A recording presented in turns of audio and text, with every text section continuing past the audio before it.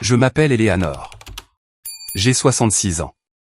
Et pendant toute ma vie, j'ai cru qu'être une bonne mère suffisait, que les sacrifices seraient toujours appréciés, que l'amour inconditionnel était réciproque.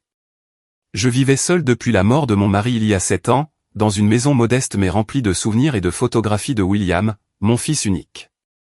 Après être devenue veuve, j'ai travaillé comme couturière jusqu'à ma retraite il y a 2 ans. Chaque dollar que je gagnais était en pensant à lui. William était ma fierté, ma raison d'exister. Quand il a épousé Olivia il y a 3 ans, j'ai pensé que j'aurais enfin la famille complète dont j'avais toujours rêvé. Au début, Olivia semblait parfaite, éduquée, souriante, toujours avec des mots gentils. Elle venait me rendre visite avec William, m'aidait dans la cuisine, faisait l'éloge de mes recettes. J'étais heureuse, excitée à l'idée d'avoir une belle-fille, à la possibilité d'avoir un jour des petits-enfants. Mais, comme le dit le proverbe, tout ce qui brille n'est pas or, et Olivia brillait trop. Les premiers changements furent subtils, si petits que je les ai presque ignorés. Des commentaires déguisés en préoccupation. Eleanor, ne penses-tu pas que cette maison est trop grande pour toi toute seule?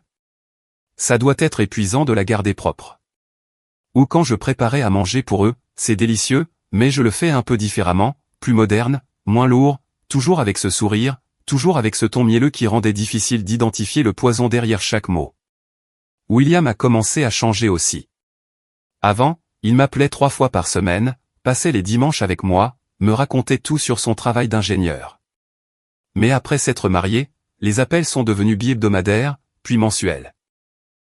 Les visites du dimanche ont disparu. Quand je demandais si je pouvais leur rendre visite, il y avait toujours une excuse. Nous sommes occupés, maman. Olivia ne se sent pas bien. Nous avons des projets. J'essayais de ne pas être cette belle-mère envahissante, cette mère possessive dont tout le monde parle. Alors, j'ai attendu.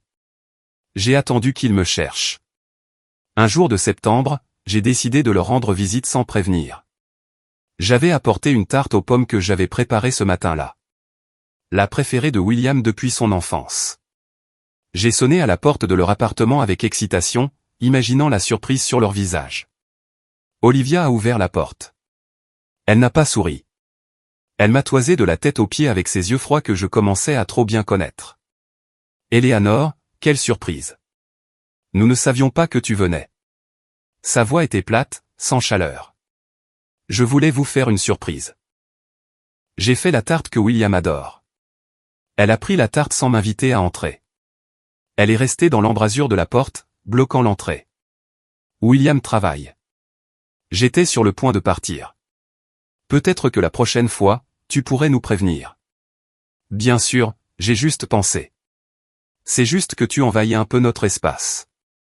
Tu sais, les jeunes couples mariés ont besoin d'intimité.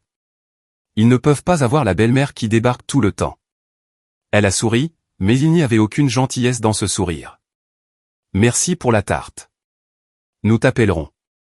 Elle m'a fermé la porte au nez. Je suis resté dans le couloir, sentant les larmes commencer à se former dans mes yeux, envahir leur espace tout le temps. Je les voyais à peine une fois par mois. Je suis rentré chez moi en me sentant petite, embarrassée, confuse. Peut-être qu'elle avait raison. Peut-être que j'étais le problème. Ce soir-là, William m'a appelé. Maman, Olivia m'a dit que tu étais passée aujourd'hui. Merci pour la tarte. C'était délicieux. Mais elle a raison. Ce serait mieux si tu nous prévenais avant de venir. Nous avons notre routine. Tu comprends? Oui, mon fils. Je suis vraiment désolé. Ça ne se reproduira plus. Ne t'excuse pas autant. Préviens-nous la prochaine fois. Il a raccroché rapidement. Je me suis assise dans mon salon vide, regardant les photos de William sur les murs. Quand était-il devenu si froid? Quand avais-je cessé d'être importante pour lui? J'ai décidé de faire un plus grand effort. Peut-être que si j'étais une meilleure belle-mère, si je respectais davantage leurs limites, si j'essayais plus fort, les choses s'amélioreraient. Octobre est arrivé avec son air frais et ses feuilles mortes. J'ai décidé de les inviter à dîner avec 2 semaines de préavis, en faisant tout exactement comme Olivia préférait.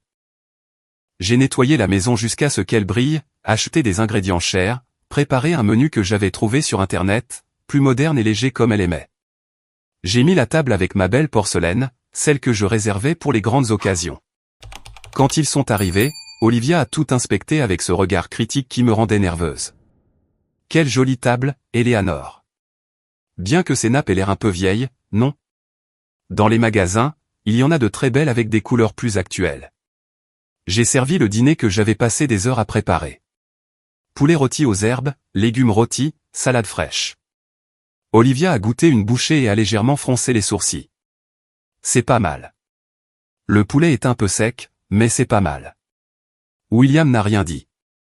Il mangeait en silence, regardant son téléphone. J'ai essayé de faire la conversation. Comment va le travail, mon fils? Bien, maman. Il n'a pas levé les yeux. Et toi, Olivia? Comment va ton travail à la boutique? Occupé. Tu sais, je vends des sacs à main de marques exclusives. Aujourd'hui, j'en ai vendu un à $3000. N'importe qui ne peut pas acheter ce que je vends. Elle m'a regardé avec intention. C'est pour les gens d'un certain niveau. J'ai dégluti difficilement. Le message était clair. Je n'avais pas ce niveau. J'étais la couturière à la retraite avec des nappes vieilles et du poulet sec. Après le dîner, alors que je servais le café, j'ai entendu Olivia chuchoter quelque chose à William dans le salon. Je me suis approché avec la cafetière et j'ai réussi à entendre. Trop grande pour elle seule. Nous payons un loyer alors que ta mère a une maison. Ça n'a aucun sens. William a murmuré quelque chose que je n'ai pas compris. Olivia a continué. Tu devrais lui parler. C'est ton héritage de toute façon. Pourquoi attendre? Mon sang s'est glacé. Voulait-elle ma maison? Était-ce la raison des commentaires sur le fait qu'elle était trop grande pour moi? Je suis entré dans le salon, prétendant n'avoir rien entendu. Du café? Non merci, Eleanor, nous partons maintenant. William doit travailler tôt demain. Olivia s'est levée rapidement, a attrapé son sac de créateur et s'est dirigée vers la porte. William m'a fait un rapide baiser sur la joue. Merci pour le dîner, maman. Viendrez-vous pour Noël, ai-je demandé, désespéré d'avoir quelque chose à attendre. Nous verrons. Nous te le ferons savoir. Et ils sont partis. Je suis resté seul dans ma maison trop grande, entouré de vaisselle sale et de rêves brisés. Les jours qui ont suivi ce dîner ont été une torture silencieuse. Je ne pouvais pas m'arrêter de penser à ce que j'avais entendu.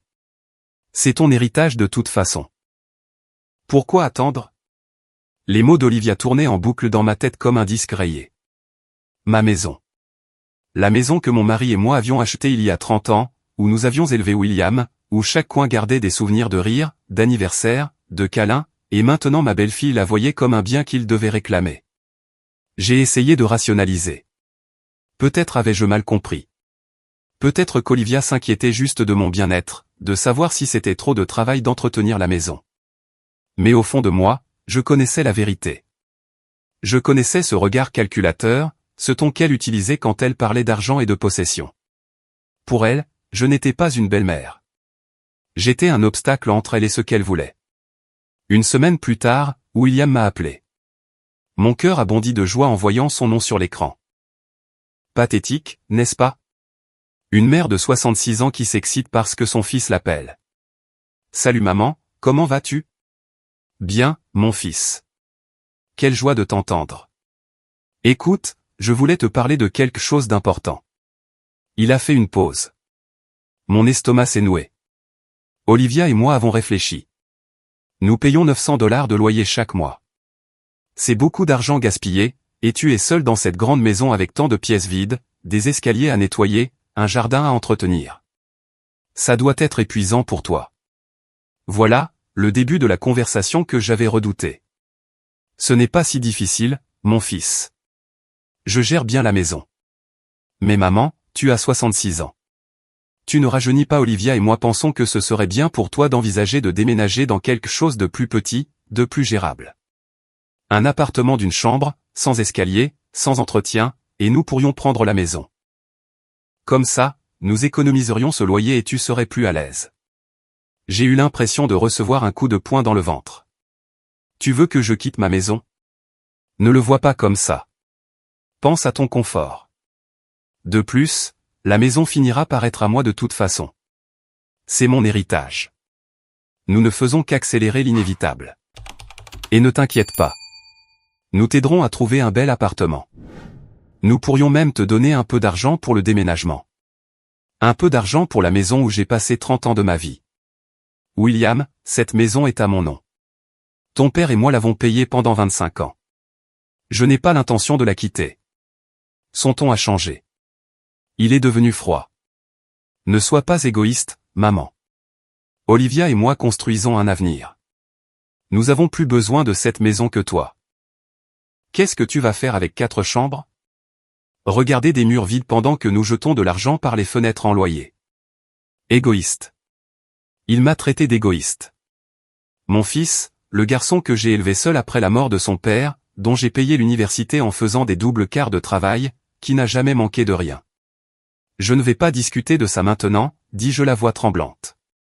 Au revoir, William. J'ai raccroché avant qu'il ne puisse m'entendre pleurer.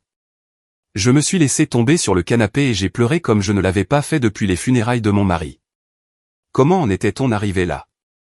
Comment mon fils, mon William, s'était-il transformé en ça? Durant les semaines suivantes, les messages et les appels ont continué, mais ce n'était plus de l'affection ou une préoccupation sincère. C'était une pression constante. Olivia a commencé à m'envoyer des liens vers des appartements à vendre. Regarde celui-ci, Eleanor. Parfait pour toi. Une chambre près du supermarché et seulement 120 000 $. Avec ce que nous te donnerons pour la maison, c'est suffisant. Avec ce qu'il me donnerait, ma maison valait au moins 350 000 $. Comptait-il me donner 120 000 $ et garder le reste? William est passé des appels polis aux exigences directes. Maman, c'est ridicule. Olivia et moi avons besoin de cette maison.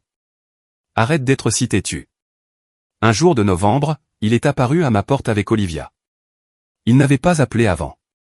Ils sont entrés sans que je les invite vraiment, et Olivia a commencé à parcourir la maison comme si elle était la sienne, regardant les pièces, mesurant avec ses yeux, planifiant. Cette pièce serait parfaite pour mon bureau, dit-elle en désignant la chambre qui avait été celle de William enfant. Et ici, nous pourrions mettre une salle de sport. Eleanor, tu gaspilles vraiment cet espace. C'est ma maison, dis-je en essayant de garder mon calme. Pour l'instant, répondit Olivia avec ce sourire. Mais les choses changent. Les personnes âgées finissent par avoir besoin d'espaces plus simples. C'est la nature de la vie. Je ne suis pas aussi vieille que tu le penses. Bien sûr que non. Son ton était condescendant, comme si elle parlait à un enfant. Mais tu n'es pas jeune non plus, et William est ton fils unique. Ne veux-tu pas le meilleur pour lui? Ne veux-tu pas qu'il ait une maison digne au lieu de jeter de l'argent en loyer? Il a une maison. L'appartement où vous vivez. Un appartement en location n'est pas une maison. Ça, elle a montré tout autour d'elle. Ça, c'est une maison et elle devrait être à nous. William n'a rien dit. Il est resté là, regardant le sol, laissant sa femme m'attaquer. Le garçon que je défendais des brutes à l'école, qui courait dans mes bras quand il faisait des cauchemars, ne pouvait maintenant pas me défendre de sa propre femme. Après leur départ, quelque chose en moi s'est brisé, mais pas de la manière qu'ils attendaient. Je ne me suis pas effondré de tristesse et de soumission. Je me suis brisé en clarté. Pour la première fois depuis des mois, j'ai vu la situation avec une netteté absolue. Ma belle-fille était une manipulatrice qui avait empoisonné mon fils contre moi. Et William, mon cher William, était trop faible ou trop aveugle pour le voir. Mais je n'étais pas faible, et je n'étais pas aveugle. Cette nuit-là, j'ai sorti tous les documents de la maison, les titres de propriété, les évaluations, les paiements d'impôts. Je les ai étudiés attentivement. La maison était entièrement payée et à mon nom. Légalement, elle était à moi. Mais je savais que cela n'arrêterait pas Olivia. Elle continuerait à faire pression, à manipuler, à empoisonner William jusqu'à ce que je cède par épuisement ou par culpabilité. Je n'allais pas le permettre. J'ai commencé à être plus attentive. Lors des rares visites qu'il me rendait, je ne me concentrais plus sur le fait d'être l'hôtesse parfaite. Je les observais et j'ai commencé à remarquer des choses étranges. Olivia vérifiait son téléphone constamment, souriant à des messages qu'elle cachait rapidement quand William regardait. Elle sortait pour prendre des appels professionnels qui duraient 15, 20 minutes. Une fois, je l'ai entendu rire dehors, un rire coquet qu'elle n'utilisait pas avec mon fils. William semblait ne rien remarquer. Ou il ne voulait pas remarquer. Il était trop occupé à travailler, trop absorbé par les plans d'Olivia concernant la maison, trop distant de tout le reste. Un samedi après-midi, je les ai invités pour un café. Olivia est arrivée dans une robe corail moulante et des talons hauts, trop habillée pour une simple visite chez sa belle-mère. Son téléphone a vibré pendant le café. Elle l'a regardé et a souri. « Excusez-moi, c'est le travail. » Je dois répondre. Elle est sortie dans le jardin. Je me suis levé avec l'excuse d'apporter plus de sucre. De la fenêtre de la cuisine, je l'ai vue. Elle était appuyée contre l'arbre du jardin, jouant avec ses cheveux, riant de cette façon. Ce n'était pas un appel professionnel. Aucun appel professionnel ne provoque cette étincelle dans les yeux, ce rire doux et séducteur. William était dans le salon, consultant son ordinateur, inconscient de tout. Quand Olivia est revenue, ses joues étaient roses. C'était mon patron. Elle veut que je travaille dimanche. Menteuse. Cette nuit-là, après leur départ, j'ai pris une décision. J'avais besoin de connaître la vérité. J'avais besoin de preuves parce que j'avais l'horrible suspicion que ma belle-fille ne volait pas seulement mon fils et ne convoitait pas seulement ma maison. Elle trahissait William de la pire des manières. Et si j'allais me protéger, si j'allais protéger ce qui était à moi, j'avais besoin de savoir exactement à qui j'avais affaire. Le lendemain, j'ai cherché sur Internet et j'ai trouvé le numéro d'un détective privé. Un certain monsieur Frank Miller, avec de bonnes références et des tarifs raisonnables, j'ai appelé les mains tremblantes. J'ai besoin que vous enquêtiez sur quelqu'un, dis-je quand il a répondu. Je pense qu'elle trompe mon fils. Frank Miller avait une voix calme et professionnelle qui m'a apporté une certaine paix au milieu du chaos qu'était ma vie à ce moment-là. Nous nous sommes rencontrés dans un café discret de l'autre côté de la ville, loin de là où quiconque que je connaissais pourrait me voir. C'était un homme d'environ 50 ans avec des cheveux gris et un regard qui avait vu trop de la nature humaine pour être surpris par quoi que ce soit. « Racontez-moi tout », dit-il en sortant un carnet. Je lui ai parlé d'Olivia, des appels mystérieux, des sorties soudaines, de la façon dont elle s'habillait trop pour certaines occasions. Je lui ai parlé de la façon dont elle manipulait William, comment elle m'éloignait de mon propre fils, comment il voulait prendre ma maison. Frank a écouté sans interrompre, prenant des notes occasionnellement. « Depuis combien de temps remarquez-vous ces comportements ? » « 1 mois, peut-être 2, mais la manipulation a commencé il y a plus longtemps, depuis leur mariage. » « Je comprends. J'ai besoin que vous me fournissiez toutes les informations que vous avez sur elle. Nom complet, lieu de travail, routine, horaire, photographie si vous en avez. » Je lui ai donné tout ce que je savais. Olivia Fernandez, 32 ans, travaillait dans une boutique de luxe en centre-ville, finissait le travail à 18 heures en semaine. Je lui ai montré des photos de mon téléphone de réunions de famille et de dîner. Mes honoraires sont de $800 par semaine, plus les frais. Généralement, ces cas prennent entre 2 et 3 semaines pour obtenir des preuves solides. C'était beaucoup d'argent, presque la moitié de ma pension mensuelle, mais j'avais besoin de connaître la vérité.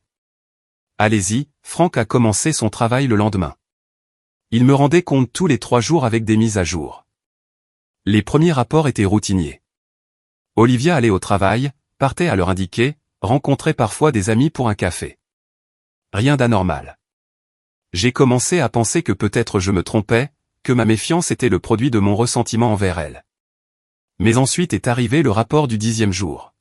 « Madame Eleanor, j'ai besoin que nous nous voyions. J'ai des informations. » Son ton était sérieux. Nous nous sommes rencontrés au même café. Frank a sorti une enveloppe Kraft et l'a glissée sur la table vers moi. Mes mains tremblaient en la prenant. « Avant que vous ne l'ouvriez, je veux vous avertir que le contenu est dérangeant. Si vous préférez, je peux simplement vous dire ce que j'ai trouvé. » Non, j'ai besoin de le voir. J'ai ouvert l'enveloppe. À l'intérieur, il y avait des photographies. La première montrait Olivia sortant d'un hôtel. Pas n'importe quel hôtel, un de ces hôtels chers du centre-ville, du genre où les chambres coûtent $300 la nuit. Elle portait de grandes lunettes de soleil et regardait autour d'elle comme pour vérifier que personne ne la voyait. La photo suivante montrait un homme sortant du même hôtel 15 minutes plus tard, grand, bien habillé, environ 45 ans, avec une Rolex brillante au poignet. Son nom est Sébastien Medina, expliqua Frank. Homme d'affaires, propriétaire de 3 concessions de voitures de luxe, marié, 2 enfants. Sa femme n'en a aucune idée. Il y avait d'autres photographies. Olivia et Sébastien entrant dans des restaurants chers, se tenant la main sur le parking d'un centre commercial, s'embrassant à l'intérieur d'une voiture. Chaque image était un coup de poignard dans mon cœur, pas pour moi, mais pour William, mon fils, travaillant tard pour offrir une belle vie à cette femme, pendant qu'elle le trahissait avec quelqu'un qui lui achetait probablement les choses chères qu'elle aimait tant. Il y a plus, dit Franck en sortant un autre jeu de papier. J'ai réussi à accéder à certains registres. Cet hôtel, ils y vont tous les mercredis depuis 4 mois. Toujours la même chambre, toujours payée par lui. J'ai aussi suivi certaines dépenses. Regardez ce sac à main. Il m'a montré une photo d'Olivia portant un sac à main vert émeraude d'une marque que je pouvais à peine prononcer. Il coûte 4500 $. Il a été acheté par Sébastien il y a 2 mois. Ses boucles d'oreilles, il a pointé une autre photo, 2200 $. Cadeau de sa part. Et cette robe qu'elle porte sur cette photo de son profil de réseau social. 3800 $. J'ai eu la nausée. William ne gagne pas autant d'argent. Il est ingénieur. Il gagne bien, mais pas pour acheter des choses de ce prix. Exactement. Elle dit à votre fils qu'elle travaille dans une boutique de luxe et qu'ils lui font des réductions. Mais j'ai vérifié avec le magasin. Ils ne font pas ce genre de réduction, même à leurs employés. Tout ce qu'elle porte qui vaut plus de 1000 $ vient de Sébastien. Il y a plus. Franck a hoché la tête et a sorti son téléphone. J'ai réussi à intercepter quelques messages. Je ne vais pas vous mentir. C'était compliqué et techniquement dans une zone grise légale, mais vous devez voir ça. Il m'a montré des captures d'écran de conversation entre Olivia et Sébastien. Je les ai lues avec une horreur croissante. J'ai hâte de sortir de ça. William est si ennuyeux, toujours à travailler, ne veut jamais rien faire d'amusant. Sois patiente, mon amour. Une fois que tu auras la maison de sa mère, nous pourrons la vendre et tu auras ta part. Ensuite, tu pourras le quitter. Sa mère stupide ne veut pas lâcher la maison, mais je travaille là-dessus. William est si manipulable. Finalement, il la convaincra. Tu es brillante et belle. Cet imbécile ne sait pas ce qu'il a. Bientôt, il n'aura plus rien. La maison vaut 350 000. Nous donnerons 120 à la vieille pour qu'elle s'en aille. Le reste, nous le partageons et je disparais. Je pourrais ouvrir ma propre boutique comme j'ai toujours voulu. Des larmes coulaient sur mon visage. Je ne pouvais plus respirer. Tout avait été une farce. Le mariage, l'affection feinte envers William, la pression pour ma maison, tout faisait partie d'un plan pour voler et détruire. Il y a autre chose, dit doucement Franck. D'après ce que j'ai pu découvrir, Sébastien lui donne de l'argent tous les mois, environ 2000 $ chaque mois depuis 1 an. Elle dit à William que ce sont des commissions de la boutique, mais en réalité, c'est son amant qui l'entretient. Mon fils, murmurai-je. Mon pauvre fils ne sait rien. Madame Eleanor, je dois vous demander, qu'allez-vous faire de ces informations? J'ai séché mes larmes. Une fureur froide a commencé à remplacer la douleur. Je vais protéger mon fils, et je vais protéger ma maison. Pouvez-vous me trouver d'autres preuves? Quelque chose de définitif qui ne peut être nié. Je peux obtenir des vidéos. Avec votre autorisation, je peux les suivre mercredi prochain et tout documenter. Faites-le, quel qu'en soit le coût. J'ai passé la semaine suivante dans une sorte de transe. William m'a appelé 2 fois, me pressant à nouveau au sujet de la maison. Chaque fois, il était plus insistant, plus dur. Maman, assez de jeu. Nous avons besoin d'une réponse. Olivia est très stressée avec ça. Ça affecte sa santé. Quelle ironie. Olivia était stressée. William, je veux que vous veniez tous les 2 dîner le soir de Noël. J'ai quelque chose d'important à vous dire au sujet de la maison. Il y eut une pause. Je pouvais l'entendre consulter Olivia en arrière-plan. Tu vas nous céder la maison. Nous allons en parler. Venez le soir de Noël. J'ai préparé quelque chose de spécial. D'accord, nous serons là. Le mercredi suivant, Franck a fait son travail. Il m'a envoyé un message en fin de journée.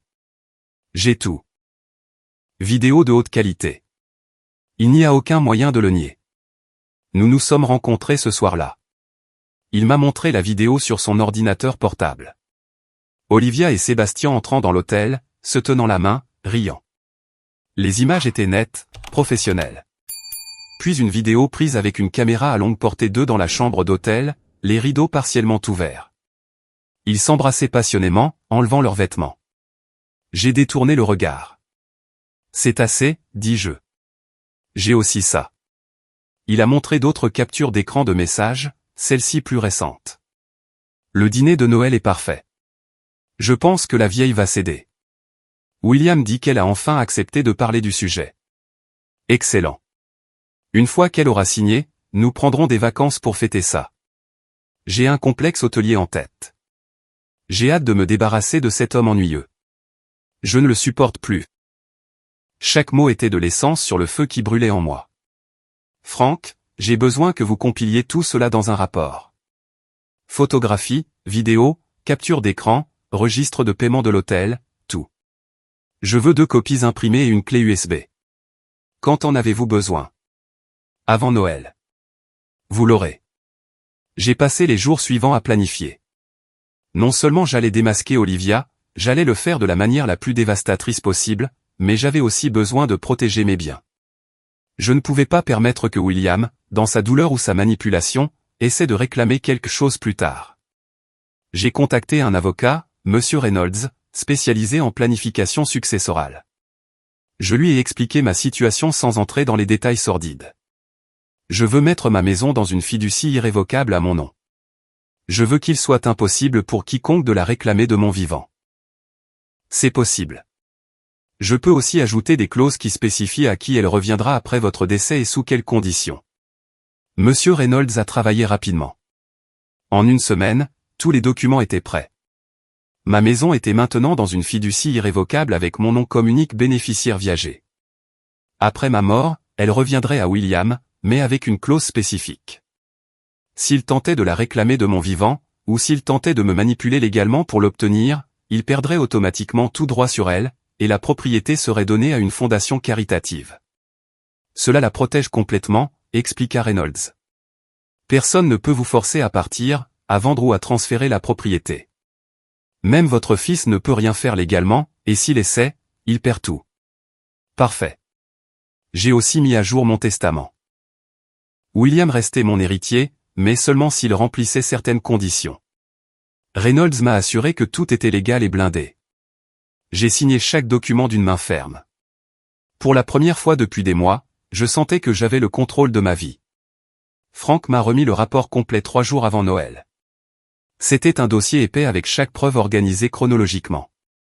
Des photos d'Olivia et Sébastien à différentes dates et lieux. Des vidéos de l'hôtel. Des captures d'écran de conversation complètes. Des relevés de transactions bancaires montrant les paiements mensuels de Sébastien sur un compte caché. Olivia avait des reçus pour des cadeaux coûteux, des sacs à main, des bijoux, des vêtements, tous payés par lui. Il y avait même l'enregistrement de la réservation du complexe hôtelier que Sébastien avait faite pour janvier, une suite de luxe à Cancun pour 5 nuits, $8 000, à leurs 2 noms. Vous avez fait un travail exceptionnel, dis-je à Franck en examinant tout. C'est ce que je fais. Je suis désolé que vous ayez dû voir ça. Ne soyez pas désolé. Vous m'avez donné exactement ce dont j'avais besoin pour protéger mon fils. Vous allez le lui dire le soir de Noël devant elle. Franck a sifflé doucement. Ce sera explosif. C'est le but. Les jours précédant Noël se sont passés dans un calme étrange. Je n'étais pas nerveuse. Je n'étais pas triste. J'étais dans un état de détermination absolue. Chaque fois que je pensais au message d'Olivia, traitant William d'ennuyeux, de manipulable, d'imbécile, ma résolution se renforçait. Elle ne m'avait pas seulement blessé, elle avait systématiquement détruit mon fils, l'utilisant, lui volant sa dignité tout en prévoyant de le laisser sans rien. J'ai préparé le dîner de Noël comme si c'était mon dernier chef-d'œuvre. Dinde rôtie aux herbes, purée de pommes de terre crémeuses, légumes glacés, pain fraîchement cuit et un gâteau au chocolat qui était la spécialité de la maison. J'ai mis la table avec mes belles assiettes en porcelaine, celles que j'avais héritées de ma mère. Bougies, décorations élégantes, verres en cristal, tout devait être parfait. J'ai aussi préparé les cadeaux pour William, les clés d'une nouvelle voiture, une berline argentée que j'avais achetée avec mes économies. $28 000 représentant des années d'économie de chaque centime de ma pension. Je l'avais acheté en pensant donner à mon fils quelque chose de spécial, quelque chose qui démontrait à quel point je l'aimais malgré tout. La voiture était garée dehors avec un énorme nœud rouge. Pour Olivia, un sac à main de créateur, un de ceux qu'elle aimait tant. Beige avec le logo doré. 1500 $. Je l'avais acheté avec l'argent restant de mes économies. Je voulais qu'elle ait un cadeau aussi. Quelque chose de cher qu'elle apprécierait, parce que ce qui viendrait ensuite serait encore plus précieux. Et dans mon sac à main, je gardais l'enveloppe, l'épaisse enveloppe Kraft avec toutes les preuves, mon vrai cadeau pour eux. Le matin du 24 décembre s'est levé, froid et clair. Je me suis levé tôt, je me suis habillé avec soin. J'ai mis une élégante robe ivoire, je me suis maquillé, je me suis coiffé. Je voulais avoir l'air digne, forte, pas comme la vieille femme pathétique qu'il croyait que j'étais. J'ai vérifié chaque détail du dîner, vérifié que tout était à sa place. L'enveloppe était dans mon sac à main près de la porte. William et Olivia sont arrivés à 19 h. Elle portait une robe corail moulante et des talons hauts avec ses cheveux lâches en vague parfaite. Ses ongles étaient fraîchement faits. Ses lèvres peintes d'une teinte foncée. Elle portait l'un des sacs que Sébastien lui avait offert, bien que je doute que William connaisse sa véritable origine. Il portait un pantalon décontracté et une chemise. Il avait l'air fatigué. Il avait toujours l'air fatigué ces derniers temps. « Maman, comme tu es belle », dit William en me faisant un baiser sur la joue. « Merci, mon fils. »« Entrez. Entrez. » Olivia est entrée en regardant autour d'elle avec cette expression d'évaluation qu'elle utilisait toujours. « Ça sent bon. Que as-tu préparé ? » ?»« De la dinde et tous les accompagnements. »« J'espère que vous aimerez. »« Je suis sûr que c'est délicieux, » dit William. Nous avons servi le dîner. Ils ont mangé avec appétit tandis que je goûtais à peine une bouchée. Mon estomac était noué, mais pas par le trac. C'était de l'anticipation. Ils ont bavardé sur le travail de William, sur la boutique d'Olivia, sur leurs projets pour la nouvelle année. Olivia a mentionné nonchalamment qu'elle voulait voyager en janvier. « Où ça ?» ai-je demandé, connaissant parfaitement la réponse. « Oh, peut-être Cancun. J'ai besoin de vacances. » Le travail a été si stressant. Elle m'a regardé avec intention, surtout avec tout ce qui concerne la maison. Ça a été très difficile pour moi. Ça doit être épuisant, dis-je calmement. William m'a regardé avec anxiété. Maman, as-tu réfléchi à ce dont nous avons discuté ? À propos de la maison. Oui, j'y ai beaucoup réfléchi. En fait, je veux en parler, mais d'abord les cadeaux. Les yeux d'Olivia se sont illuminés. Oh, comme c'est excitant. Je me suis levé et je suis allé chercher les boîtes. D'abord, j'ai donné la grande à William. C'est pour toi, mon fils. Il a ouvert la boîte et a sorti les clés. Qu'est-ce que c'est ? Regarde dehors. Nous avons marché jusqu'à la porte. Quand William a vu la voiture avec le nœud rouge, sa mâchoire est tombée. Maman, qu'as-tu fait ? Tu m'as acheté une voiture. Je sais que la tienne a déjà 8 ans et a des problèmes. Celle-ci est neuve, fiable pour toi. William m'a serré dans ses bras un instant. J'ai vu mon vrai fils, pas la version manipulée qu'Olivia avait créée. Maman, c'est trop. Je ne peux pas accepter. C'est fait. Elle est à toi. Olivia s'était approchée, regardant la voiture avec des yeux calculateurs. Probablement qu'elle pensait déjà à combien elle valait, qu'elle finirait par être à elle aussi. De retour à l'intérieur, j'ai donné sa boîte à Olivia. Et ça, c'est pour toi. Elle a ouvert la boîte avec des doigts anxieux. Quand elle a vu le sac à main, son sourire s'est élargi. Oh, Eleanor, il est magnifique. Merci. Elle semblait sincère, mais je savais qu'elle était seulement heureuse parce que c'était cher. Je suis contente que ça te plaise. Nous nous sommes rassis à table. William souriait toujours, regardant les clés de la voiture. Olivia caressait son nouveau sac à main. Et puis le moment est arrivé. Bon, maintenant les cadeaux de vous à moi, dis-je d'un ton léger. Le silence fut immédiat. William cessa de sourire. Olivia cessa de caresser le sac à main. Ils se regardèrent. William se racla la gorge. Maman, à ce sujet. Olivia et moi avons parlé et avons décidé que cette année, nous ne ferions pas de cadeaux. Comment ça, fis-je semblant d'être surprise. Olivia se pencha en avant avec ce sourire condescendant que je détestais tant. Eleanor, nous pensons que tu dois apprendre une leçon sur le fait de donner sans attendre en retour. Tu donnes toujours des choses, tu achètes de l'affection. C'est malsain. Alors nous avons décidé de ne rien te donner cette année pour ton propre bien. Pour mon propre bien, répétai-je lentement. Oui, continua William, répétant clairement des mots qu'elle avait plantés. Tu dois apprendre que l'amour ne s'achète pas, que les relations ne sont pas basées sur des cadeaux matériels. Ma femme m'a dit de te donner une leçon, donc pas de cadeaux. Olivia hocha la tête avec ce sourire satisfait. C'est pour ton bien. Vraiment, quand tu auras appris cela, notre relation sera plus saine. Je les ai regardés tous les deux. William avait l'air mal à l'aise mais convaincu. Olivia avait l'air triomphante comme si elle venait de gagner quelque chose. Elle venait de recevoir un sac à main de $1500 et était assise là à me faire la leçon sur l'amour inconditionnel. Je me suis levé lentement, j'ai marché jusqu'à l'endroit où se trouvait mon sac à main près de la porte. J'ai sorti l'enveloppe Kraft. Je l'ai tenue dans mes mains un instant, sentant son poids. Tout ce qui se trouvait à l'intérieur allait tout changer pour toujours. Il n'y avait pas de retour en arrière possible. Je suis revenu à la table et j'ai posé l'enveloppe devant moi. J'ai souri. Parfait, dis-je d'une voix calme. S'il n'y a pas de cadeau de votre part, alors j'ai un cadeau de plus pour vous deux. Un dont vous vous souviendrez pour le reste de votre vie. Le silence dans la salle à manger était absolu. William me regarda, confus. Olivia avait ce sourire figé sur son visage, mais j'ai vu une lueur d'inquiétude dans ses yeux. Elle était intelligente, manipulatrice, et quelque chose dans mon ton l'avait alerté que ce n'était pas ce à quoi elle s'attendait. Un autre cadeau, maman, demanda William, essayant de paraître décontracté, mais clairement mal à l'aise avec la tension qui venait de remplir la pièce. Oui, mon fils. Un vrai cadeau. Le cadeau de la vérité.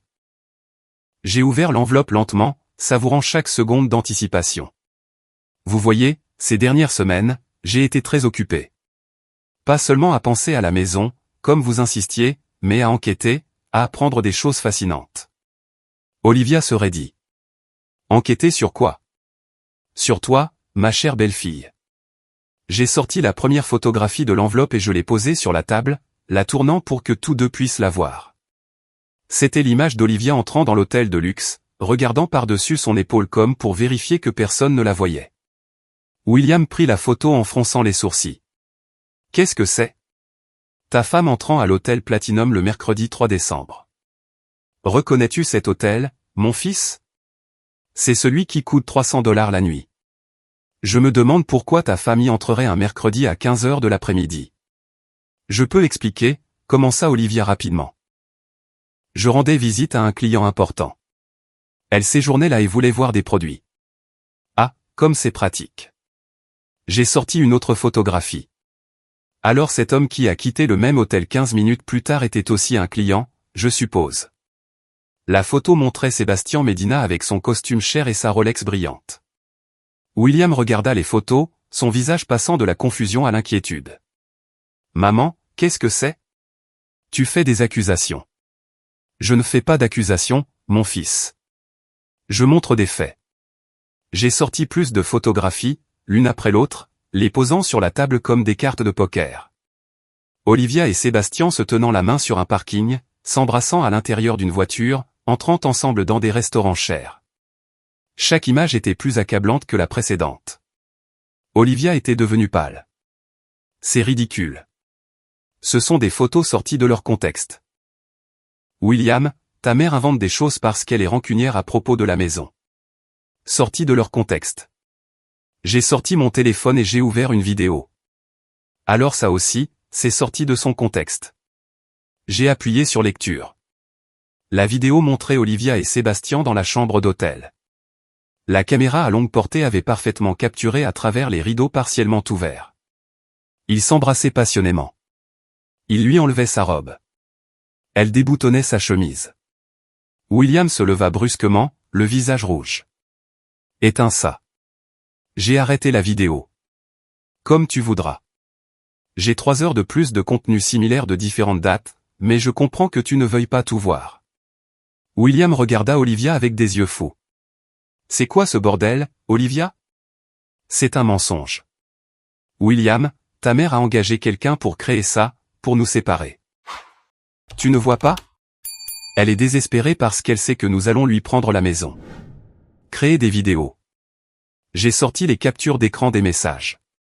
J'ai aussi créé ces messages entre toi et ton amant. J'ai commencé à lire à voix haute. J'ai hâte de sortir de ça. William est si ennuyeux, toujours à travailler, ne veut jamais rien faire d'amusant. William m'arracha les papiers des mains, lisant avec des yeux écarquillés. J'ai vu le moment exact où son cœur s'est brisé. Ses mains tremblaient alors qu'il passait d'une page à l'autre. Sois patiente, mon amour. Une fois que tu auras la maison de sa mère, nous pourrons la vendre, et tu auras ta part. Ensuite, tu pourras le quitter, lut-il à voix haute, sa voix se brisant. Sa mère stupide ne veut pas lâcher la maison. Mais je travaille là-dessus. William est si manipulable. Finalement, il la convaincra. William, laisse-moi expliquer.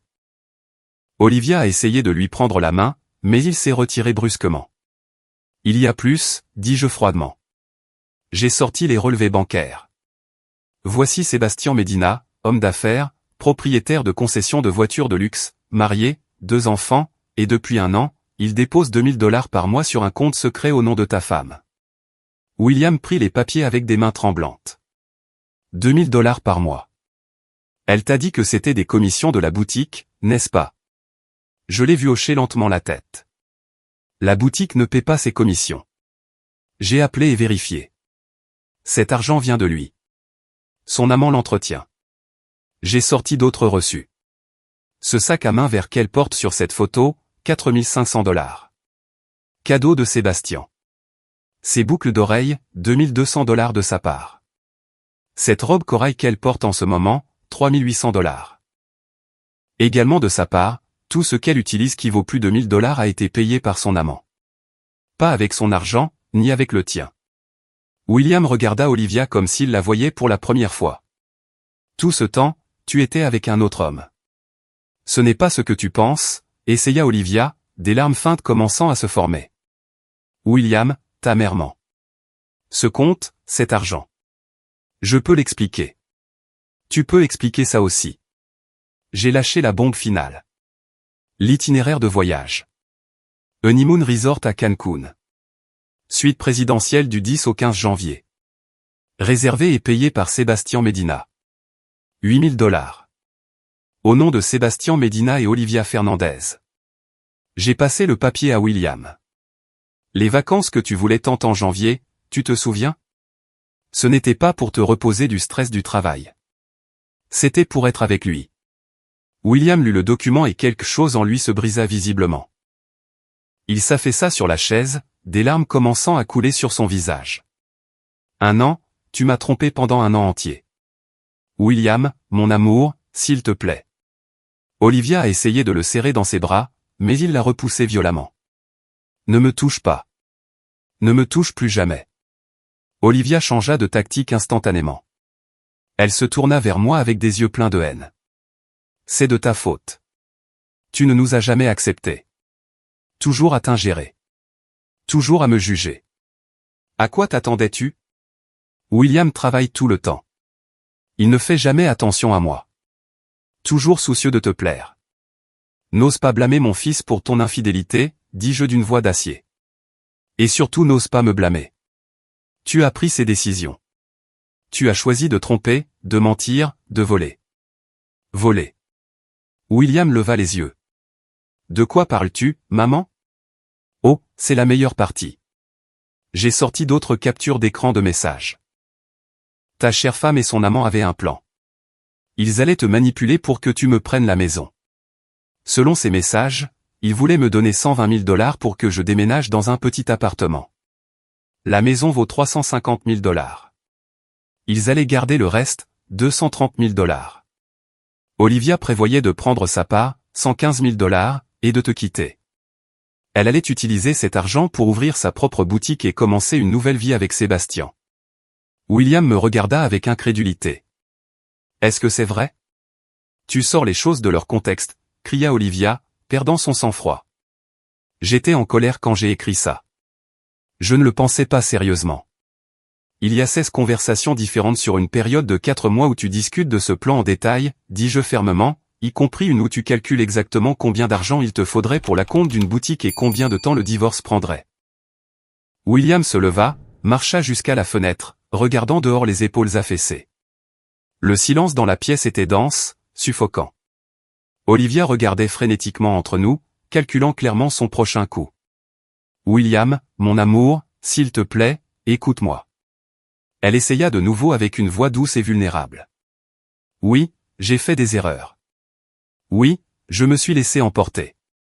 Mais c'était parce que je me sentais seul, abandonné. Tu travailles tellement. Tu n'es jamais à la maison. J'avais besoin d'attention, d'affection. Sébastien était là quand tu n'y étais pas, alors tu me blâmes, dit William sans se retourner. Je ne te blâme pas. J'explique juste. Les gens font des erreurs quand ils se sentent seuls. Mais je t'aime, William. Nous pouvons surmonter ça. Nous pouvons aller en thérapie. Ta mère essaie de nous détruire parce qu'elle ne supporte pas que tu sois heureux avec moi. Heureux? William se retourna brusquement. Tu m'as traité de manipulable. Tu as dit que j'étais ennuyeux. Tu prévoyais de voler ma mère et de me quitter. J'étais en colère quand j'ai écrit ça. Les mots ne veulent rien dire. Les mots veulent tout dire. William revint à la table, ramassant les photos, les messages, les regardant comme s'il ne pouvait pas croire qu'ils étaient réels. 1 an, Olivia, une année entière de mensonges. Olivia vit que les larmes et les supplications ne fonctionnaient pas. Son visage se durcit. Tu sais quoi? Très bien. Oui, j'étais avec Sébastien. Oui, nous prévoyions de prendre la maison. Et tu sais pourquoi? Parce que je le mérite. Je t'ai épousé en attendant une vie confortable, en attendant que ta mère nous donne finalement quelque chose. Mais c'est une vieille femme égoïste qui s'accroche à sa maison pendant que nous payons un loyer. Qu'est-ce que tu voulais que je fasse? Rester dans cet appartement médiocre pour toujours? Les mots d'Olivia restèrent en suspens dans l'air comme du poison. William la regarda comme si elle était une étrangère, comme s'il ne l'avait jamais vraiment vue jusqu'à ce moment. Je suis restée assise, calme, regardant le masque tomber enfin complètement. Alors c'est ce que je suis pour toi, dit William lentement. Un moyen d'obtenir de l'argent et du confort. Tu ne m'aimais pas. Tu ne m'as jamais aimé. Olivia croisa les bras, son visage montrant maintenant un mépris pur. L'amour, quel mot naïf. L'amour ne paie pas les factures, William, l'amour n'achète pas de sac à main de créateur ou de vacances dans des complexes de luxe. Je t'ai épousé parce que je pensais que tu avais un avenir, que nous aurions finalement une belle vie. Mais tu es tellement occupé à être le fils parfait, tellement obsédé par le fait d'être responsable et travailleur que tu ne réalises jamais ce qui compte vraiment. Et qu'est-ce qui compte vraiment? Demanda William d'une voix tremblante. L'argent, les choses matérielles. Oui, exactement ça. Nous vivons dans le monde réel, pas dans ton fantasme où le travail acharné et l'honnêteté sont tout. Sébastien comprend ça. Il sait comment traiter une femme. Il ne me fait pas vivre dans un appartement en location. Il m'achète ce que je veux, m'emmène dans de beaux endroits, me fait me sentir spécial. Parce qu'il est marié et que tu es sa maîtresse, dis-je froidement. Parce que c'est facile d'être généreux quand on a une femme à la maison qui s'occupe des enfants pendant qu'on joue avec son nouveau jouet. Tu n'es pas spécial pour lui, Olivia. Tu es un passe-temps coûteux. Ses yeux se tournèrent vers moi avec une haine pure. Toi, tout ça, c'est de ta faute. Si tu avais cédé la maison comme tu aurais dû le faire, rien de tout ça ne serait arrivé. Mais non, tu devais être difficile. Tu devais t'accrocher à ta stupide maison et à tes souvenirs pathétiques. Une vieille femme égoïste qui ne peut pas lâcher le passé. Ma maison, dis-je en me levant lentement, est à moi. Je l'ai achetée avec mon mari après 25 ans de paiement. Je l'ai entretenue seule après sa mort. C'est ma maison, mes souvenirs, ma sécurité, et je ne te la donnerai jamais, jamais. Ça n'a plus d'importance, cracha Olivia. De toute façon, il n'allait jamais rester avec toi pour toujours. William aurait fini par voir les choses à ma façon. Il l'a toujours fait. Il est si facile à manipuler. William fit un pas en arrière comme s'il avait été frappé physiquement. Tout était manipulation. Chaque fois que tu me demandais quelque chose, chaque conversation sur ma mère, chaque suggestion sur la maison. Évidemment, tu pensais vraiment que je me souciais de ta carrière ennuyeuse d'ingénieur ou de tes problèmes au travail. Je hochais la tête et je souriais parce que c'est ce qu'on fait. C'est ça le mariage, William. Prétendre que tu t'en soucies jusqu'à ce que tu obtiennes ce que tu veux. Les larmes coulaient librement sur le visage de mon fils maintenant. Voir sa douleur me déchirait, mais je savais que c'était nécessaire. Il avait besoin de voir qui était vraiment Olivia, sans filtre, sans prétention. Ce n'est qu'alors qu'il pourrait enfin se libérer d'elle. 3 ans, murmura William. 3 ans de ma vie avec quelqu'un qui ne m'a jamais aimé, qui me voyait comme un imbécile, qui prévoyait de voler ma mère et de me quitter. Oh, ne joue pas la victime. Olivia roula des yeux. Tu n'es pas un saint. Tu es ennuyeux, prévisible, obsédé par le fait de plaire à ta mère. Sais-tu combien de fois j'ai dû feindre de l'intérêt pour tes conversations sur des projets d'ingénierie? Combien de dîners avec ta mère j'ai dû endurer, souriant pendant qu'elle me jugeait avec ses yeux? Je ne t'ai jamais jugé, dis-je fermement. Je t'ai accueilli dans ma famille à bras ouverts. Je t'ai traité avec respect et affection. Même ce soir, je t'ai acheté un cadeau cher parce que je voulais que tu te sentes apprécié. Olivia regarda le sac à main qu'elle avait laissé sur la table et laissa échapper un rire amer. 1500 $. Sébastien ne dépense pas plus que ça pour un dîner. Ce sac est une camelote comparée à ce qu'il me donne. Alors rends-le-moi, dis-je en tendant la main. Quoi? Le sac. Si c'est une camelote, rends-le-moi. Tu ne mérites rien qui vienne de moi ou de mon fils. Olivia regarda le sac, puis moi, son visage tordu de fureur. Pendant un instant, j'ai cru qu'elle le jetterait par terre ou contre le mur, mais sa cupidité l'emporta. Elle le prit et le serra contre sa poitrine. Il est à moi. Tu me l'as donné. Comme tu es pathétique, dis-je avec mépris. Tant de discours sur Sébastien et sa générosité. Mais tu ne peux pas lâcher quelque chose de gratuit. C'est la vérité sur toi, Olivia. Tu es une opportuniste avide qui prend tout ce qu'elle peut de quiconque est assez stupide pour le lui donner. Mieux vaut une opportuniste qu'une vieille femme aigrie qui s'accroche à une maison vide et à un fils qui ne lui rendrait jamais visite s'il ne se sentait pas obligé. William explosa. Assez. Assez, Olivia. Sa voix gronda dans la salle à manger. Ne parle plus jamais à ma mère comme ça. Ne parle plus jamais d'elle du tout. Oh, maintenant tu la défends. Maintenant qu'elle t'a rempli la tête de ses mensonges.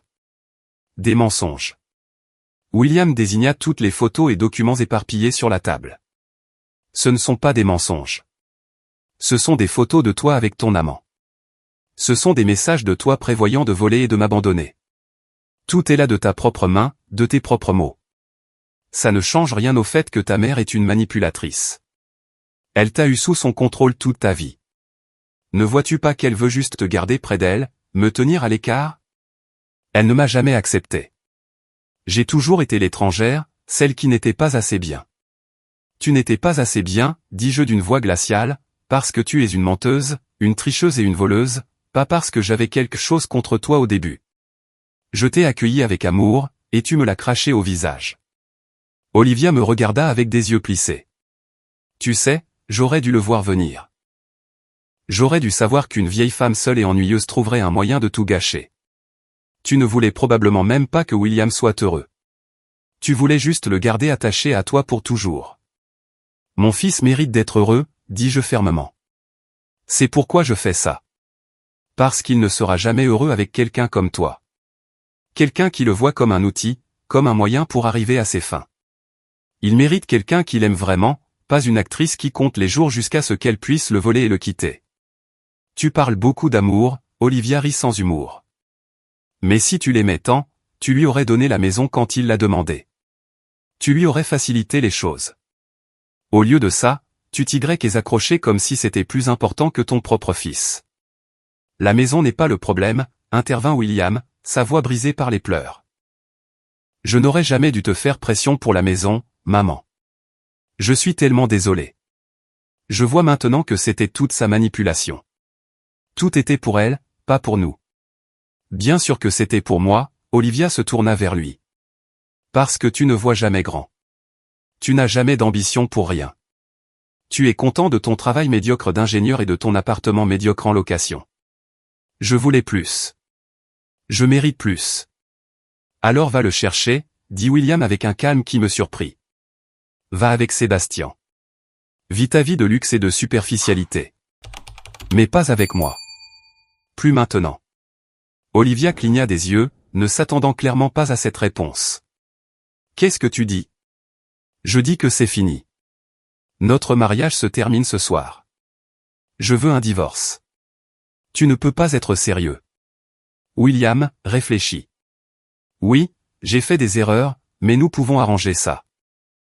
Arranger quoi? William rit amèrement. Arranger que tu ne m'as jamais aimé. Arranger un an de tromperie. Arranger que tu prévoyais de voler ma mère et de m'abandonner. Il n'y a rien à arranger, Olivia. Il n'y a jamais rien eu de réel à sauver. Si tu fais ça, tu le regretteras. Sébastien ne quittera pas sa femme pour moi. Je me retrouverai seul sans rien. C'est ce que tu veux. Ce sont les conséquences de tes décisions, pas des miennes, dit William. Je ne t'ai pas forcé à tromper. Je ne t'ai pas demandé de mentir et de manipuler. Tu as choisi tout ça. Ta mère t'a lavé le cerveau. Olivia me désigna d'un doigt accusateur. Elle a tout planifié. Elle a engagé ce détective, compilé ses informations, choisi cette nuit spécifiquement pour me détruire. C'est une manipulatrice vengeresse. Tu as raison sur une chose, dis-je calmement.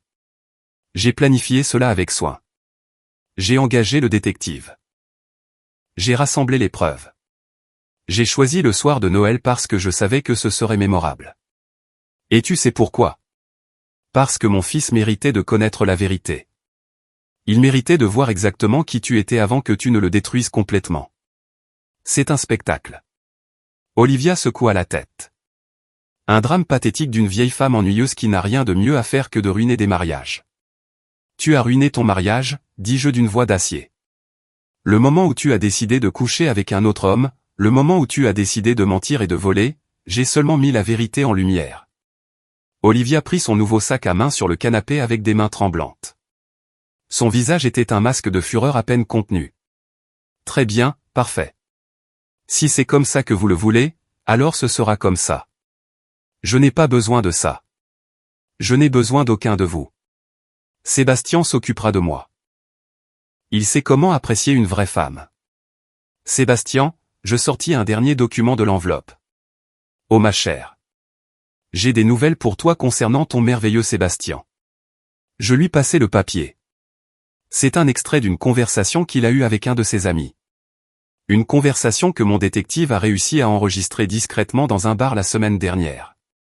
Olivia lut le document avec des yeux écarquillés. Je l'entendis haleter alors que ses doigts serraient le papier jusqu'à le froisser. « Qu'est-ce que ça dit ?» demanda William. Olivia ne répondit pas. Je répondis à sa place. Sébastien a parlé à son ami de leur liaison. Il a dit que tu es belle mais désespérée d'argent, que tu es amusante à fréquenter, mais qu'il ne quitterait jamais sa femme pour toi, que tu as un mari stupide qui ne sait rien, et que ça rend tout plus excitant, et qu'une fois que tu seras fatiguée ou que tu deviendras trop exigeante, il te coupera simplement les ponts et trouvera une nouvelle distraction. Olivia était pâle comme un fantôme. C'est un mensonge. Il m'aime. Il me l'a dit. Les hommes comme Sébastien disent ça à toutes leurs maîtresses, dis-je avec quelque chose qui pourrait presque être de la compassion. Tu pensais être spécial, que tu quitterais William, prendrais ton argent de la vente de ma maison et vivrais heureuse pour toujours avec ton riche homme d'affaires. Mais il n'a jamais eu ces plans. Pour lui, tu n'es qu'un jouet cher qu'il finira par jeter. Non. Olivia secoua la tête violemment. Non, c'est une autre de tes manipulations. Tu inventes tout ça. L'audio est sur la clé USB qui accompagne ce document. J'ai montré. Tu peux l'écouter toi-même. Chaque mot, chaque rire pendant qu'il décrivait votre relation comme son petit secret amusant. Olivia laissa tomber le papier. Ses jambes semblaient ne plus la tenir et elle s'enfonça dans un fauteuil. Pour la première fois de la soirée, j'ai vu quelque chose de sincère sur son visage. Ce n'était ni du regret ni de la honte. C'était une dévastation pure. Son plan parfait, sa sortie dorée. Tout s'était effondré. Tout ça pour rien, murmura-t-elle. Tout était pour rien. Pas pour rien, dis-je fermement. C'était pour la cupidité, pour l'égoïsme, pour le manque de valeur. Et maintenant tu récoltes ce que tu as semé. William regarda Olivia avec un mélange de douleur et de dégoût. Je veux que tu partes ce soir. Fais tes valises et sors de l'appartement. Où suis-je censé aller? Demanda Olivia. Et pour la première fois, sa voix semblait petite, effrayée. Pas mon problème. Appelle Sébastien ou appelle tes parents ou trouve un hôtel. Je m'en fiche. Mais tu ne dors pas une nuit de plus sous mon toit. William, s'il te plaît. Nous pouvons en parler demain quand nous serons plus calmes. Il n'y a plus rien à dire. Demain, je contacterai un avocat pour le divorce. Je veux que ça se termine le plus rapidement possible. Olivia se tourna vers moi, désespérée. Éléanor, s'il te plaît, dis-lui de se calmer. Je sais que tu me détestes, mais ne le laisse pas faire quelque chose qu'il regrettera. Le seul regret que j'ai, dit William avant que je ne puisse répondre, c'est de t'avoir rencontré. C'est de t'avoir fait entrer dans la vie de ma mère. C'est d'avoir été si aveugle si longtemps. Je n'ai rien à te dire, ajoutai-je d'une voix glaciale. Tu as fait ton lit. Maintenant, couche-y. Mon fils mérite bien mieux que toi. Olivia nous regarda tous les deux, cherchant un signe de faiblesse, une fissure dans notre détermination. Elle n'en trouva aucune.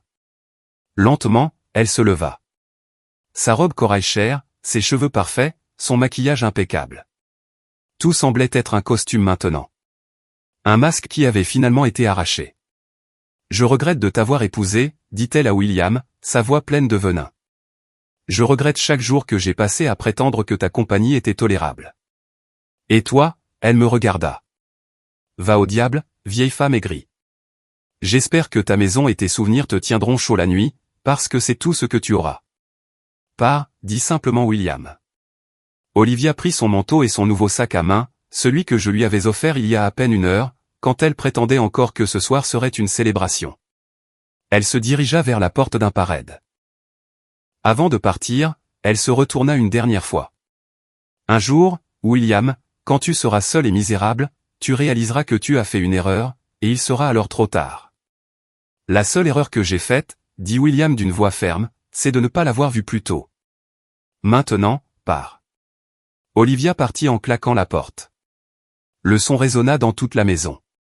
Puis vint le silence. Un silence dense, lourd, plein d'émotions non traitées. William se tenait au milieu de la salle à manger, regardant les photographies et les documents éparpillés sur la table. Lentement, ses jambes cédèrent et il s'assit, enfouissant son visage dans ses mains. 3 ans, murmura-t-il entre deux sanglots. 3 ans de ma vie avec quelqu'un qui ne faisait que m'utiliser. Je me suis approché et j'ai posé ma main sur son épaule. Je suis désolé, mon fils. Je suis désolé que tu aies dû traverser ça. Tu as essayé de me prévenir, n'est-ce pas? Au début, subtilement, mais je ne voulais pas écouter. Tu étais amoureux, ou tu pensais l'être. Ce n'est pas ta faute d'avoir fait confiance à la personne que tu as épousée. Je me sens si stupide, maman. Si incroyablement stupide. Elle avait raison. Je suis manipulable. Je l'ai laissé me contrôler, m'éloigner de toi, me convaincre d'essayer de prendre ta maison. Il me regarda avec des yeux rouges et gonflés. Peux-tu me pardonner pour ça? Pour t'avoir fait pression, pour t'avoir fait sentir que tu devais me donner ta maison. Tu es déjà pardonné, dis-je doucement, m'asseyant à côté de lui. Je savais que ce n'étaient pas tes vrais sentiments. Je savais qu'elle te manipulait. C'est pourquoi j'ai enquêté. C'est pourquoi j'ai rassemblé les preuves pour te libérer d'elle. Tu aurais dû me le dire plus tôt. M'aurais-tu cru sans preuve? Ou aurais-tu pensé que j'étais la manipulatrice, la belle-mère jalouse essayant de vous séparer, toi et ta femme? William y réfléchit puis hocha lentement la tête. J'aurais probablement pris son parti. C'est à quel point j'étais aveugle. C'est pourquoi j'ai attendu. C'est pourquoi j'ai fait les choses de cette façon. Tu avais besoin de voir les preuves irréfutables. Tu avais besoin de l'entendre l'admettre de ses propres mots. La façon dont elle parlait de toi, maman. Les choses horribles qu'elle a dites. De nouvelles larmes coulèrent sur son visage. Et je l'ai laissé faire. Pendant des mois, je l'ai laissé te traiter mal, faire des commentaires cruels, te faire pression au sujet de la maison. Je suis aussi coupable qu'elle. Non, tu ne le es pas. Tu as été une victime de ces manipulations tout autant que moi. La différence, c'est qu'elle t'avait plus près, avait plus d'influence sur toi. Mais je suis un adulte. J'aurais dû le voir. J'aurais dû défendre ma propre mère. William, regarde-moi. J'ai pris son visage entre mes mains comme quand il était enfant. Ce n'est pas de ta faute. Les manipulateurs sont des experts dans ce qu'ils font. Ils savent exactement sur quel bouton appuyer, quel mot dire, comment présenter les choses pour obtenir ce qu'ils veulent. Olivia t'a étudié, a appris tes points faibles et les a exploités sans pitié. Comment peux-tu me pardonner si facilement alors que je t'ai fait pression pour la maison?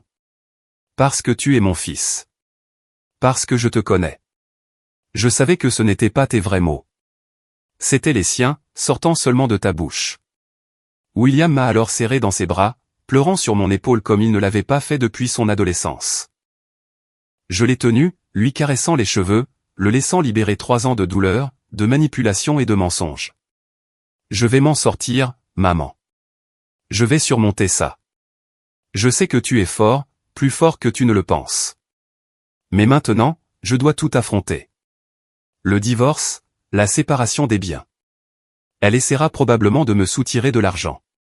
À ce sujet, dis-je en m'écartant un peu. Il y a autre chose que je dois te dire. Encore. Je ne sais pas si je peux supporter d'autres révélations ce soir. Ce sont de bonnes nouvelles, ou du moins des nouvelles de protection. J'ai sorti les documents de la fiducie de mon sac à main. Il y a 2 semaines, j'ai mis la maison dans une fiducie irrévocable à mon nom. Personne ne peut y toucher de mon vivant.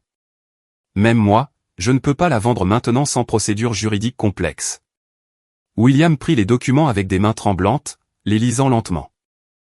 Tu as protégé la maison.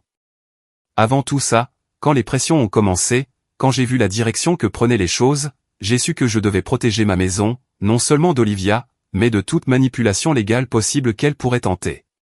J'ai consulté M. Reynolds, un avocat spécialisé en planification successorale. Donc même si j'avais continué à te faire pression, même si Olivia m'avait convaincu d'essayer quelque chose légalement, ça aurait été impossible. La maison est blindée.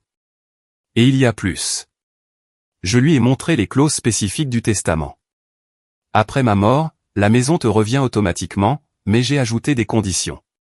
Si tu avais jamais essayé de la réclamer de mon vivant, ou si tu avais essayé de me forcer légalement ou émotionnellement à la quitter, tu aurais perdu tout droit sur elle, et la propriété aurait été donnée à une fondation caritative. William me regarda avec des yeux remplis de nouvelles larmes. Tu as pensé à tout. Je le devais, non seulement pour me protéger, mais aussi pour te protéger. Si Olivia avait réussi à obtenir la maison, il l'aurait vendue, pris l'argent, et elle t'aurait laissé sans rien. Maintenant, même si elle essaie quelque chose dans le divorce, elle ne peut pas toucher à la maison car légalement, elle n'existe pas en tant que bien matrimonial. Tu es brillante, maman, et j'ai été un imbécile de te faire pression. Tu n'étais pas un imbécile. Tu étais un fils qui croyait en sa femme. Ça ne fait pas de toi un imbécile. Ça fait de toi un être humain. Nous nous sommes assis en silence un moment, traitant tout ce qui s'était passé.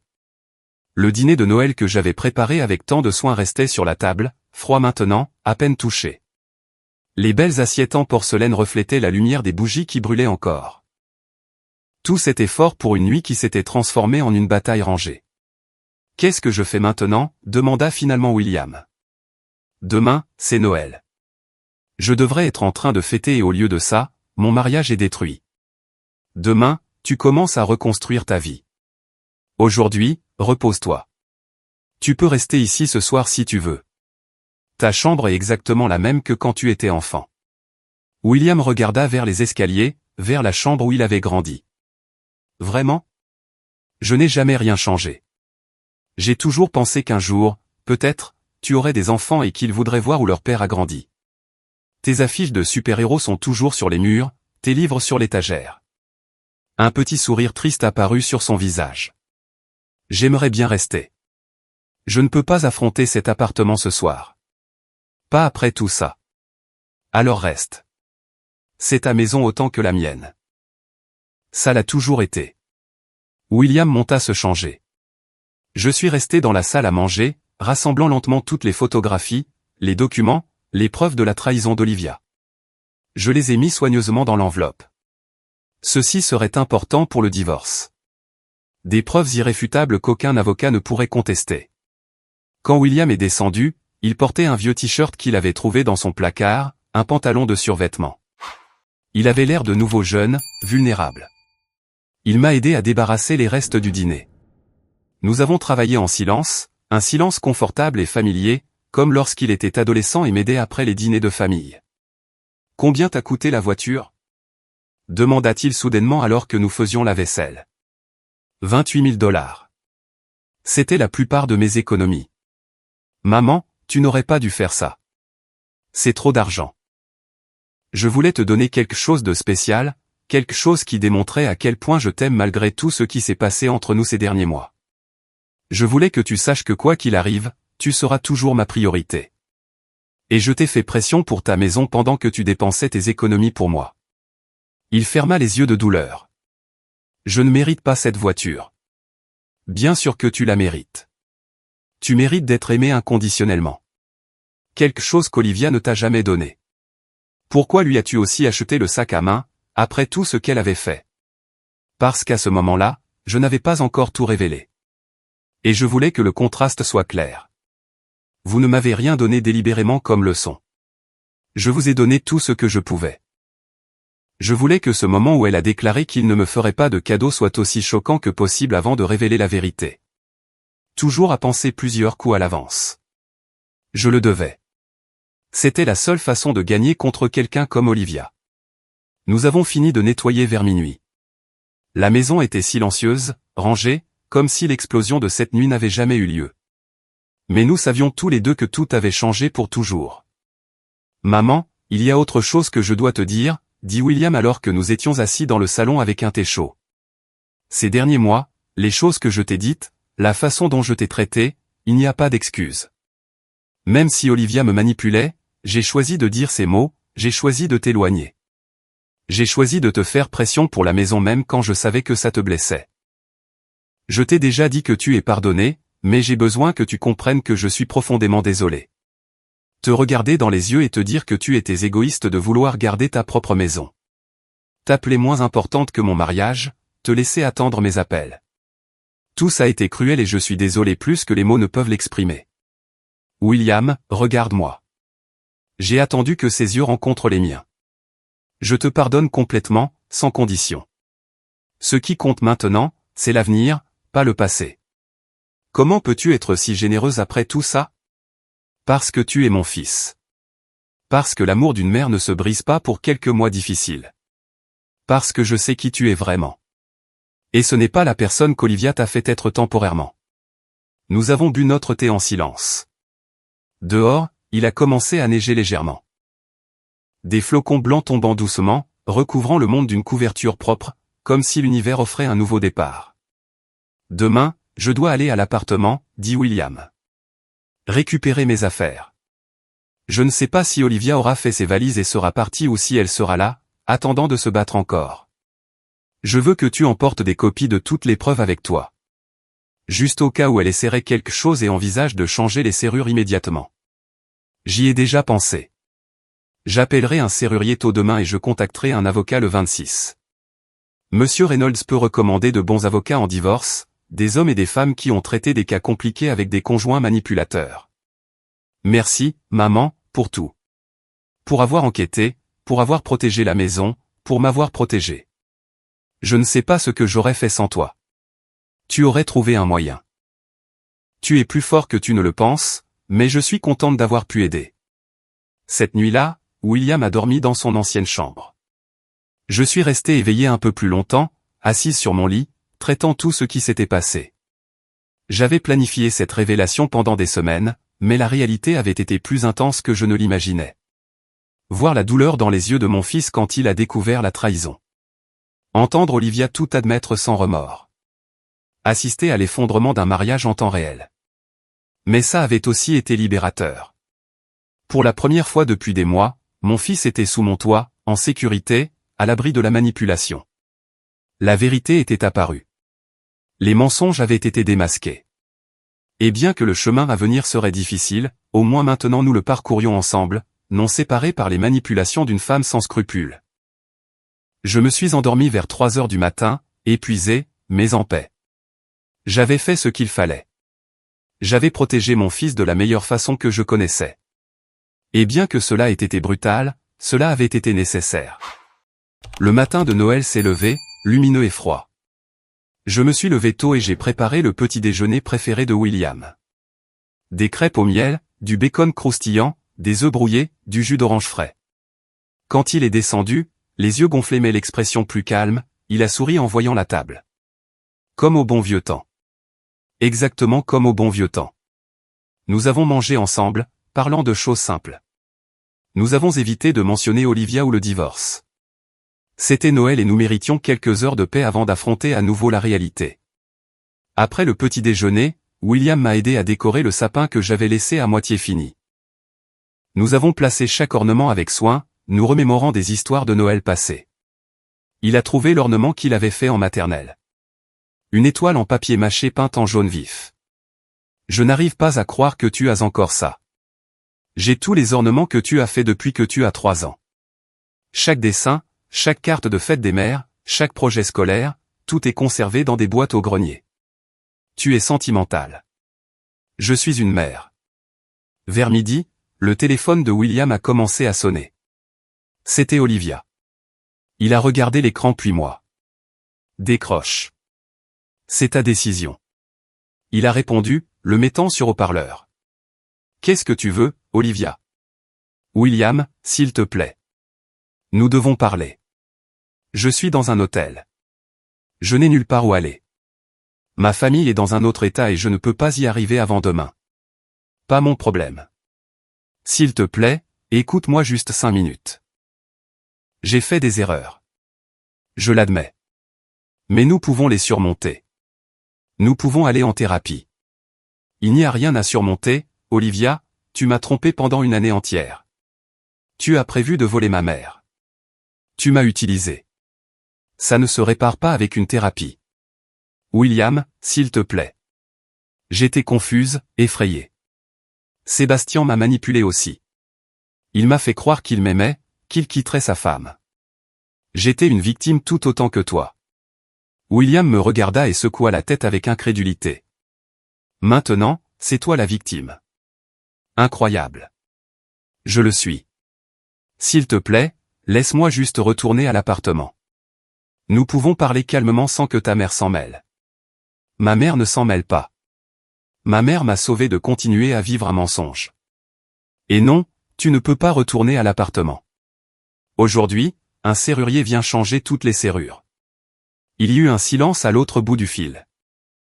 Puis la voix d'Olivia changea, redevenant dure. Très bien.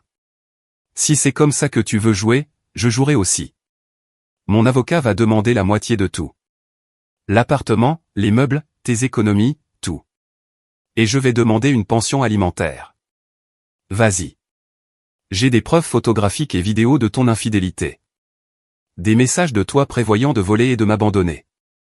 Aucun juge ne te donnera quoi que ce soit. En fait, je finirai probablement avec tout. Ce n'est pas fini, William. Je vais me battre. Batte-toi autant que tu veux. Tu as déjà perdu. William a raccroché. Il est resté debout, regardant le téléphone, respirant profondément. Tu penses qu'elle va vraiment essayer de se battre dans le divorce? Elle peut essayer, mais avec toutes les preuves que nous avons, elle n'ira pas loin. N'importe quel avocat décent lui dira qu'elle n'a aucune chance. J'espère que tu as raison. Les jours suivants furent un tourbillon. William contacta l'avocat recommandé par M. Reynolds, un homme nommé Henri Solès, spécialisé dans les divorces compliqués. Il lui montra toutes les preuves, et Henri sourit. C'est le cas de divorce le plus facile que j'ai vu depuis des années. Elle n'a aucune base légale pour réclamer quoi que ce soit. L'infidélité est documentée. La manipulation est prouvée. Nous avons même des preuves qu'elle prévoyait de commettre une fraude contre sa mère. Cela sera résolu en 3 mois maximum. Et ce fut le cas. Olivia engagea un avocat, mais quand il vit la montagne de preuves, il lui conseilla d'accepter un règlement rapide. William garda l'appartement, les meubles, ses économies. Olivia partit avec ses vêtements et ses sacs de créateur, rien d'autre.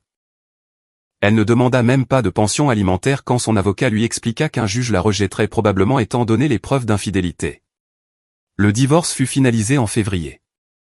William arriva chez moi cet après-midi-là avec une bouteille de vin pétillant. C'est officiel. Je suis libre. Nous avons trinqué dans la cuisine, la même cuisine où des mois auparavant j'avais planifié la révélation d'Olivia. Comment te sens-tu? Soulagé. Triste pour le temps perdu, mais soulagé que ce soit terminé et surpris de la rapidité avec laquelle ça s'est fait. Quand la vérité est de ton côté, les choses ont tendance à se résoudre rapidement. Dans les semaines qui suivirent, William commença à reconstruire sa vie. Il reprit des passe-temps qu'il avait abandonnés pendant son mariage. Il commença à aller à la salle de sport, renoua avec des amis qu'Olivia avait subtilement écartés de sa vie, et il me rendit visite 2 ou 3 fois par semaine, parfois juste pour dîner, parfois pour passer le week-end. C'est étrange, me dit-il un dimanche alors que nous prenions un café dans mon jardin. Pendant 3 ans, Olivia m'a fait croire que passer du temps avec toi était une obligation. Quelque chose que je faisais par devoir. Maintenant, je réalise à quel point j'appréciais ces visites. À quel point tu m'as manqué tous ces mois. Tu m'as manqué aussi, mon fils. As-tu déjà eu des nouvelles d'Olivia? Qu'est-il advenu d'elle? Franck, le détective, m'a tenu informé par curiosité professionnelle. Sébastien l'a complètement coupé des ponts après avoir appris le divorce. Il ne voulait pas de drame près de sa famille. Elle a essayé de le contacter, mais il a bloqué tous ses numéros. Et où est-elle maintenant? Elle est retournée chez ses parents dans un autre état. D'après ce que j'ai entendu, elle travaille dans un magasin de vêtements normal. Rien de luxueux. Ses parents lui ont retiré toutes les choses chères que Sébastien lui avait offertes et les ont vendues pour payer ses dettes. Apparemment, elle avait utilisé des cartes de crédit à ton nom dont tu n'avais pas connaissance. William soupira. Je ne suis pas surpris, mais c'est déjà le problème de mon avocat de récupérer cet argent, pas le mien. Exactement. Concentre-toi sur ton avenir, pas sur son passé. En avril, William rencontra quelqu'un de nouveau, Sarah, une collègue ingénieure de son entreprise. Il me la présenta un jour, nerveux, mais excité. Elle était différente d'Olivia à tous points de vue. Pas de maquillage excessif, pas de vêtements de créateur, pas de prétention, un sourire sincère, des yeux chaleureux, une conversation intelligente. C'est un plaisir de vous rencontrer, Madame Eleanor. William parle beaucoup de vous. De bonnes choses, j'espère. Seulement des choses merveilleuses. Il m'a tout raconté ce que vous avez fait pour lui. C'est admirable. Pendant le dîner, j'ai observé William avec Sarah. La façon dont il la regardait était différente. Il n'y avait pas ce désespoir de plaire qu'il avait avec Olivia, juste une chaleur sincère, du respect, de l'amitié mêlée d'affection. C'était ce que l'amour devrait être. Après leur départ, je me suis assise dans mon salon, regardant les photos de famille sur les murs. Mon mari, William enfant, des moments capturés d'une vie bien vécue, et j'ai pensé à tout ce qui s'était passé. Les mois de manipulation, la douleur de voir mon fils s'éloigner, la décision d'enquêter, la confrontation le soir de Noël. Ça avait été brutal. Ça avait été nécessaire et ça en avait valu la peine. Ma maison est restée la mienne, légalement protégée pour toujours. Mon fils avait échappé à un mariage toxique avant qu'il ne le détruise complètement. Et notre relation n'avait pas seulement été sauvée, elle s'était renforcée. 6 mois après ce soir de Noël, William m'a invité à dîner. Quand je suis arrivé à son appartement, fraîchement décoré avec son propre style sans aucune trace d'Olivia, j'ai trouvé Sarah les dents dans la cuisine. Il préparait mon plat préféré, travaillant ensemble avec l'aisance de 2 personnes qui s'appréciaient sincèrement. Maman, nous voulions te dire quelque chose, commença William après le dîner, prenant la main de Sarah. Sarah et moi avons parlé de l'avenir. Rien d'immédiat, mais nous voulons que tu saches que c'est sérieux. Je suis très heureuse de l'entendre. Et nous voulions ta bénédiction. Je sais que c'est peu de temps après le divorce, mais Sarah est différente. Elle est réelle. Elle est tout ce qu'Olivia n'a jamais été.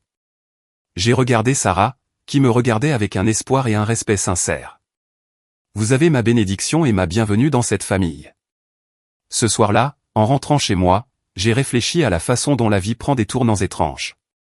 Ce soir de Noël avait été le moment le plus difficile de ma vie récente, démasquer Olivia, voir la douleur de William, faire face à l'effondrement de son mariage.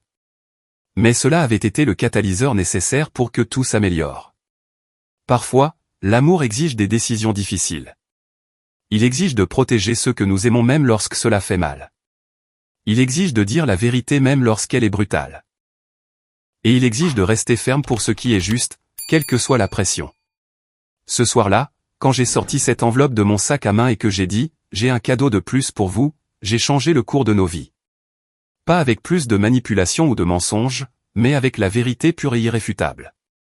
Et cette vérité, aussi douloureuse qu'elle ait été, nous avait tous libérés. Ma maison reste mon sanctuaire, pleine de souvenirs et maintenant avec de nouvelles histoires. William me rend visite régulièrement, amène Sarah. Ils planifient leur avenir ensemble. Et moi, à mes 66 ans, j'ai appris qu'il n'est jamais trop tard pour se battre pour ce qui est à soi, pour protéger qui l'on aime et pour rester ferme face à l'injustice. Ce soir de Noël, lorsque William a déclaré « Il n'y aurait pas de cadeau pour m'apprendre une leçon », il ne savait pas que la vraie leçon serait reçue par lui. La leçon que les actions ont des conséquences, que la vérité finit toujours par éclater, et qu'un véritable amour de mère n'abandonne jamais.